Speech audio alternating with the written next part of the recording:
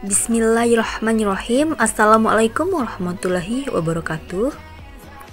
Perkenalkan, kami dari kelompok 4 yang disusun oleh Berlian Dwi Rizkiteh NIM 21681008, Reviva Sarih NIM 21681034, Herman Syah NIM 21681021.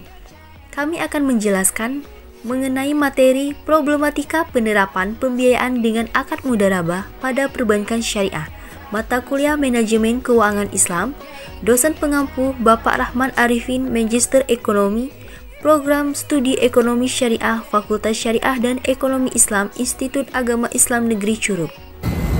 Bismillahirrahmanirrahim. Perkenalkan, nama saya Berlian Dwi Rizkiteh. Saya akan menjelaskan mengenai pengertian mudharabah. Nah, di sini mudharabah itu berasal dari kata darb. Nah, di mana berarti memukul atau berjalan. Nah, sedangkan definisi dari mudharabah yaitu suatu bentuk kerjasama yang dijalankan oleh dua pihak yang mana satu pihaknya itu sebagai pemilik modal 100%. Nah, sedangkan satu pihak lainnya itu bertindak sebagai pelaksana usaha. Nah, selanjutnya saya akan menjelaskan mengenai tujuan dari akad mudharabah. Nah, tujuan akad mudharabah itu digunakan oleh bank untuk memfasilitasi pemenuhan kebutuhan permodalan bagi nasabah yang memiliki keahlian dan keterampilan guna menjalankan usaha atau proyek dengan cara melakukan investasi bagi usaha atau proyek yang bersangkutan.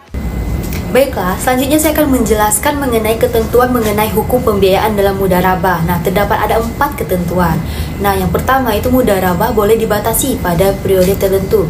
Yang kedua, kontrak tidak boleh dikaitkan dengan sebuah kejadian di masa depan yang belum terjadi. Nah, yang ketiga, tidak ada ganti rugi dalam mudharabah karena akad ini bersifat amanah, kecuali akibat dari kesalahan, kelalaian, atau pelanggaran kesepakatan.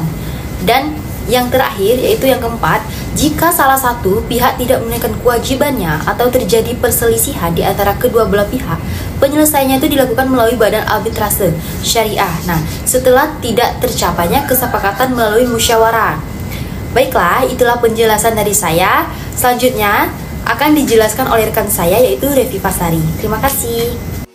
Baiklah, selanjutnya yaitu mudharabah sebagai produk pembiayaan bank syariah. Nah, pada penyertaan modal dengan sistem bagi hasil di sini meliputi penyertaan melalui akad mudharabah dan musyarakah. Nah, pada akad mudharabah ini di perbankan syariah dikenal dengan 2 tahap atau tutian mudharabah. Dengan demikian, maka pada perbankan syariah itu dikenal dengan adanya 2 sisi peranan bank, yaitu pada sisi penghimpunan dana masyarakat yang berperan sebagai pengelola usaha melalui akad mudharabah dengan pemilik tabungan mudharabah dan deposito mudharabah, serta pada sisi lainnya yaitu penyaluran dana kepada masyarakat. Bank dapat pula berperan sebagai pemilik dana melalui akad mudharabah dan musyarakah dengan nasabah pemakai dana.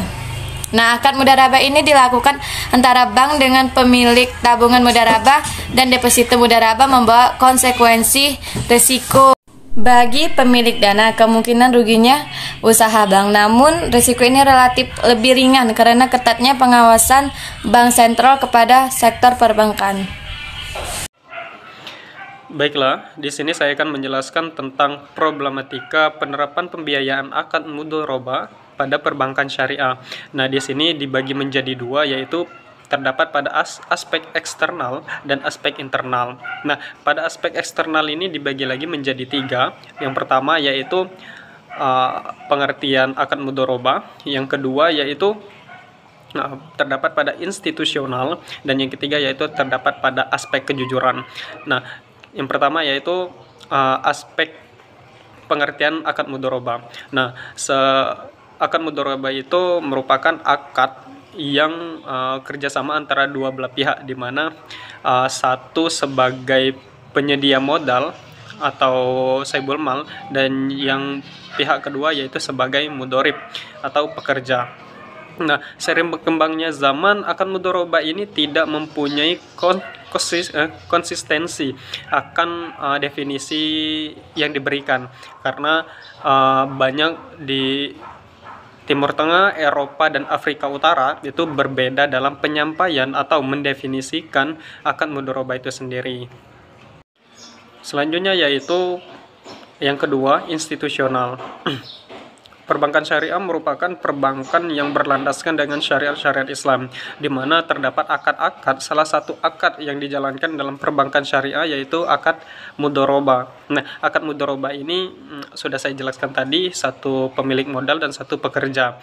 Nah, problematika pada institusional yang kedua ini yaitu perbankan syariah memposisikan diri sebagai sahibul mal dan mudorib, di mana perbankan syariah sendiri yaitu bertugas sebagai menghimpun dana dan menyalurkan dana. Nah, ini membuat problematika karena tidak ada konsistensi di akad mudharabah pada perbankan syariah, sehingga ini menyebabkan problematika dalam penerapan pembiayaan akad mudharabah pada perbankan syariah.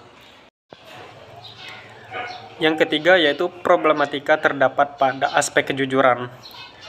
Kita sama-sama mengetahui bahwa perbankan syariah sangat menjunjung tinggi asas kejujuran atau aspek kejujuran. Nah, sehingga aspek kejujuran ini menjadi problematika ketika kita memperlakukan atau melakukan kegiatan akad mudharabah antara perbankan syariah dan nasabah.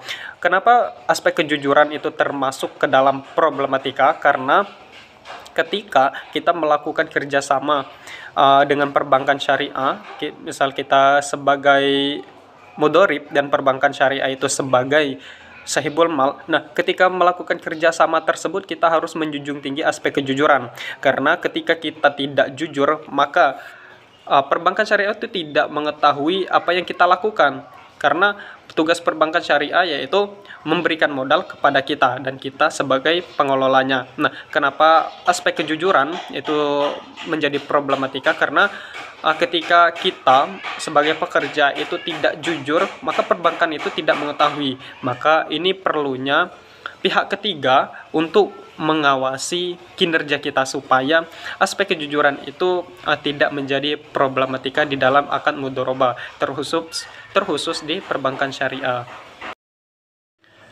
Selanjutnya yaitu problematika akad mudharabah dari segi internal. Nah, dari segi internal ini yang pertama yaitu dari segi pembagian hasil. Yang perlu kita ketahui bahwa di akad mudharabah ini pembagian hasil itu sesuai dengan kesepakatan di awal atau tergantung dengan kesepakatan di awal, sehingga tidak ada kezaliman atau kecurangan di dalam pembagian hasil di dalam akad mudharabah. Apabila terjadi kecurangan atau ketidakadilan dalam pembagian hasil atau tidak sesuai dengan akad, maka ini akan menjadi problematika atau permasalahan di dalam pembagian hasil pada akad mudharabah. Yang kedua yaitu permasalahan terdapat pada garansi atau jaminan.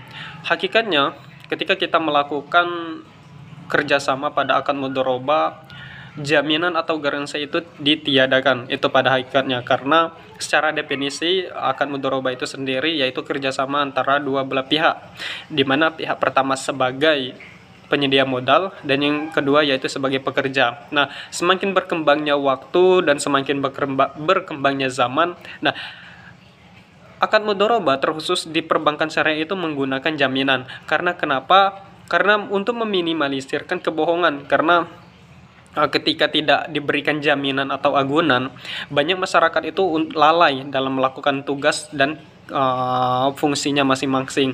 Itu sebabnya kenapa perbankan syariah sekarang ini menerapkan jaminan atau agunan pada pembiayaan atau kerjasama pada akad mudharabah. Nah, ini menjadi permasalahan atau problematika karena tidak sesuai dengan definisi, karena di definisi tersendiri tidak adanya jaminan, tetapi perbankan syariah itu melakukan atau menerapkan jaminan, ya tujuannya itu baik untuk meminimalisirkan kerugian.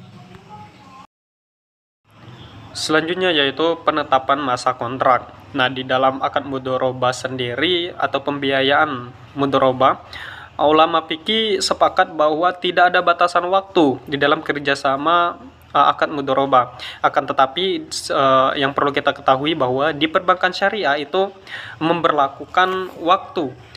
Nah, ini kenapa menjadi permasalahan atau problematika sehingga tidak ada sinkronisasi terhadap definisi dan ulama fikih. Nah, menimbang dan mengingat beberapa hal yang harus kita pahami bahwa waktu di dalam perbankan syariah itu atau pembatasan waktu itu sangat diperlukan karena untuk administrasi dan juga perbankan syariah ingin mengetahui kapan mereka akan pembiayaan mereka itu akan kembali. Nah, ini sebabnya kenapa terjadi problematika di dalam pembatasan waktu dan kontrak.